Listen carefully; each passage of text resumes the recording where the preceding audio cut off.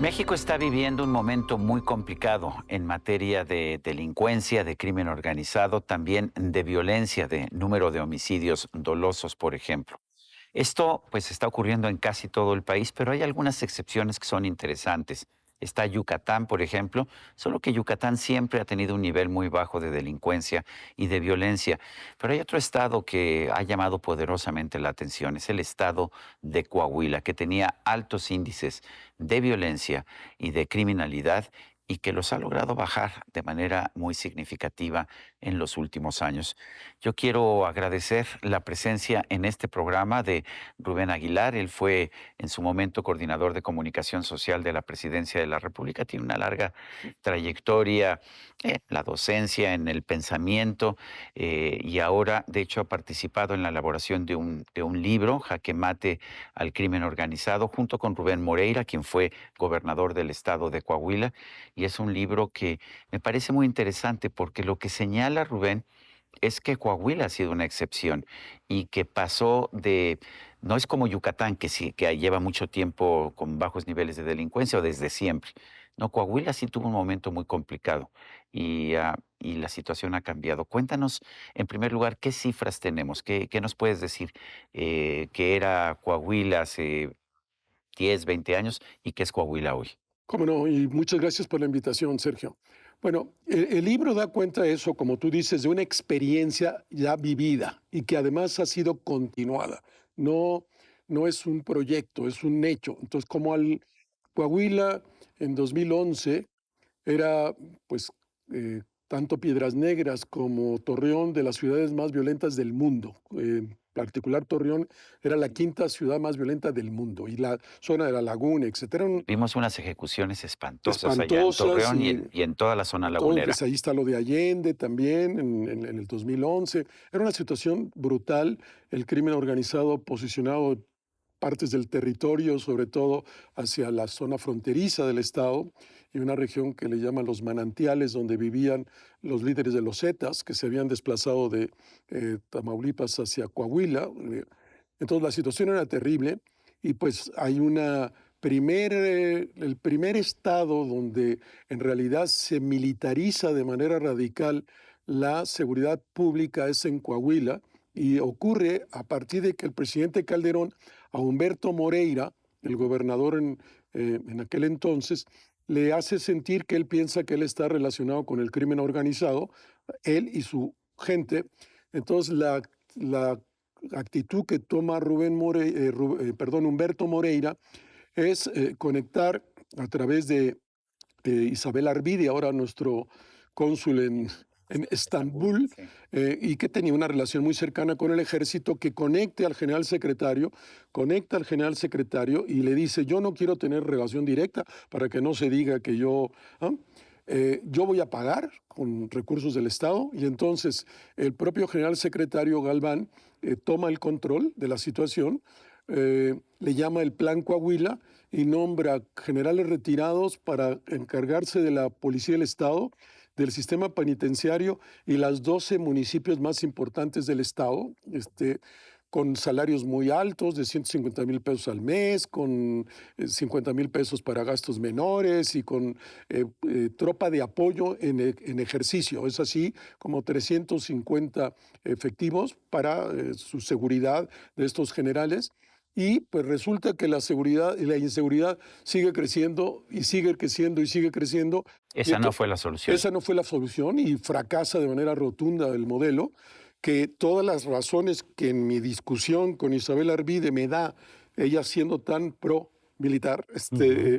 ¿cómo? Pues que no da, porque los militares no están para eso, no es su formación, no es su actitud, no saben relacionarse con la comunidad, no saben mandar más que bajo una estricta orden, no hacen consenso. Es la disciplina La- militar, eso se los enseñan. a eso se enseña y se enseña a matar, no, no. ¿Cuándo viene el cambio? ¿Es con Rubén Moreira, cuando Rubén Moreira se hace Al cargo? final hay un periodo intermedio entre Humberto y Rubén Moreira, que es el gobernador Torres, que es el que le toca a Allende y aquellas situaciones en la cárcel de Piedras Negras, espantoso, etcétera.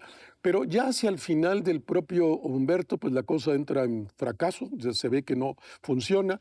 Y Rubén Moreira, que gana al final del 2011 y toma el cargo en el 1 de diciembre de 2011, él se da cuenta que ese no es el camino, que por ese camino no hay ninguna solución, pero se da cuenta también que tiene un problema brutal de inseguridad, de control del crimen organizado sobre zonas del territorio, que es imposible el tránsito de las carreteras en Coahuila, porque todo está bajo control en particular del cartel de los Zetas.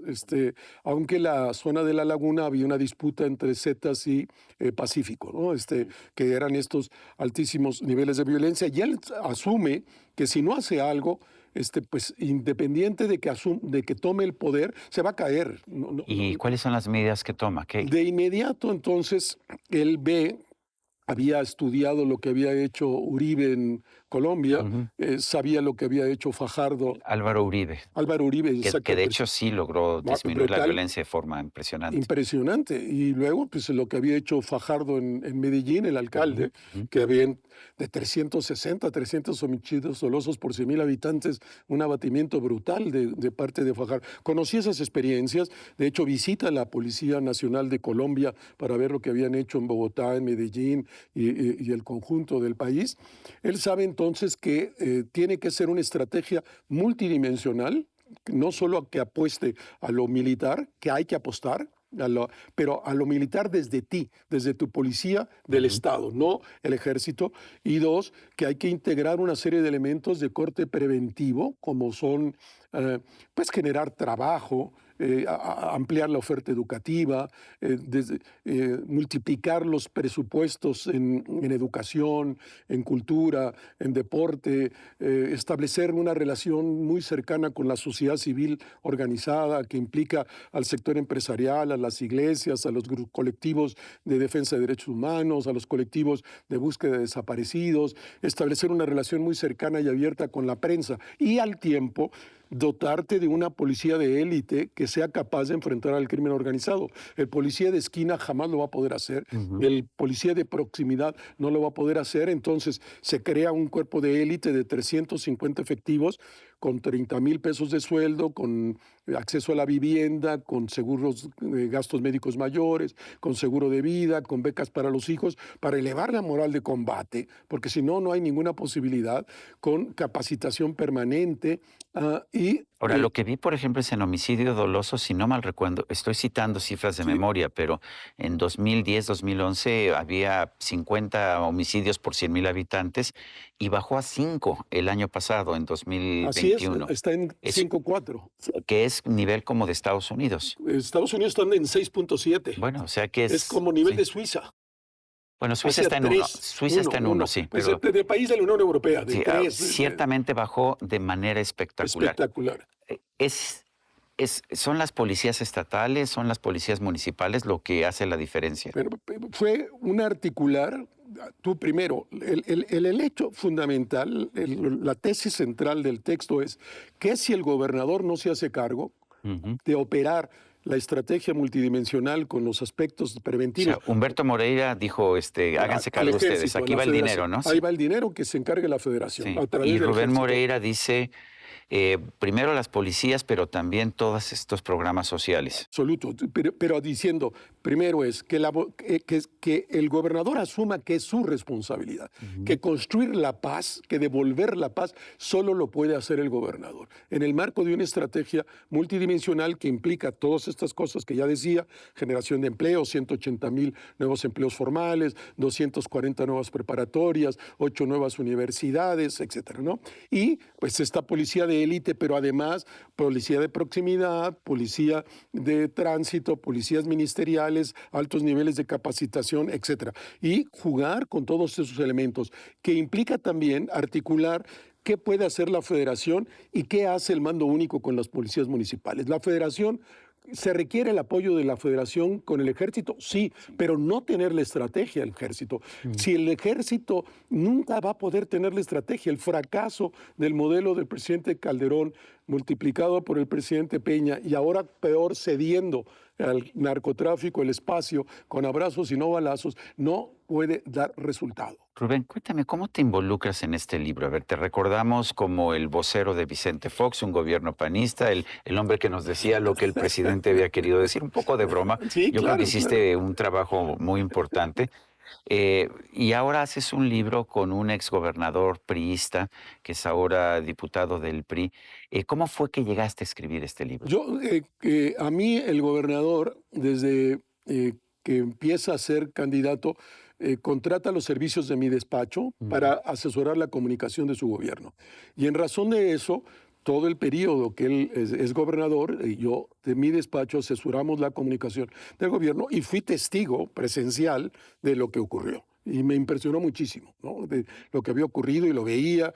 Y yo con Jorge Castañeda había escrito 2 libros Ujú, de acuerdo. criticando la estrategia del presidente Calderón y ver cómo habían crecido los niveles de violencia.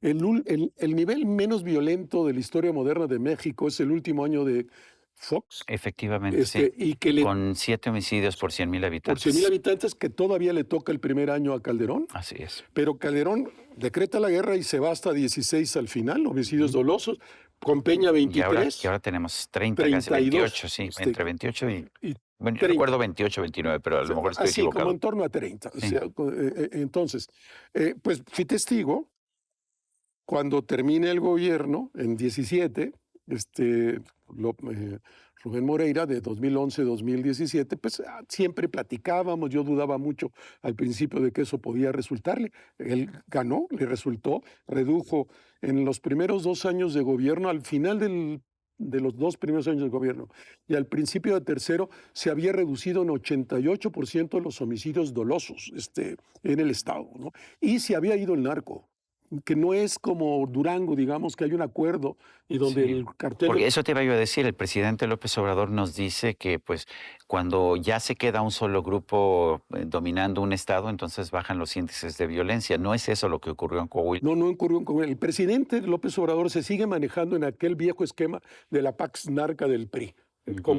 Como buen priista, él pues sigue pensando que eso es factible. Eso fue en una época hasta antes de la declaratoria de guerra del presidente Calderón. Ahí se descompuso el panorama, las cosas cambiaron de otra manera y eso jamás podrá volver a ser así.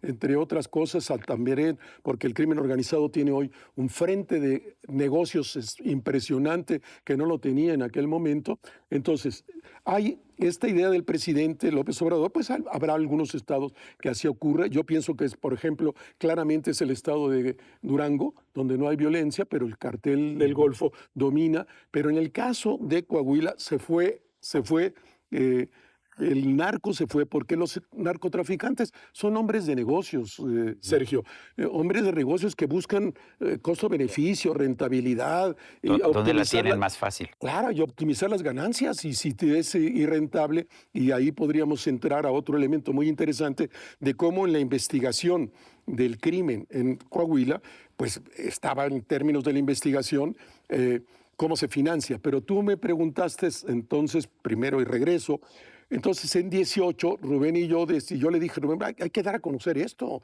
merece ser. Y comenzamos a partir de finales del 18 a trabajar el texto. Ujú. Fueron como 18 o 20 reuniones entre final del 18, mitad del 21, 40 horas de grabación, de conversaciones, y de ahí fue surgiendo el texto que entregamos a la editorial hacia final del 21. ¿Qué le recomendarías al presidente López Obrador hoy? ¿Qué le recomendaría al presidente López Obrador? Que lea el libro, Bueno, que asuma que la estrategia que él sigue, los resultados son evidentes en el caso del presidente Calderón, del presidente Peña y los 4 años que todavía son peores en su gobierno que los anteriores, y que solo puede ser responsabilidad de los gobernadores y que lo que deberían de hacer es un programa apoyado por la federación para que los gobernadores con sus propias policías se hagan cargo del asunto de la seguridad y regresar la paz, y que el gobierno federal coadyuve con presupuesto y con el ejército como fuerza de disuasión, y al tiempo que se articule las policías del estado a la lógica de la estrategia que coordina el gobernador, no el gobierno federal. Rubén Aguilar, autor de Jaque Mate al crimen organizado. Gracias por estar con nosotros. No, gracias a ti, Sergio. Y a usted que al vernos y escucharnos hace posible este programa, se lo agradezco también. Esto es todo por hoy, pero no se lo olvide. Nos vemos la próxima.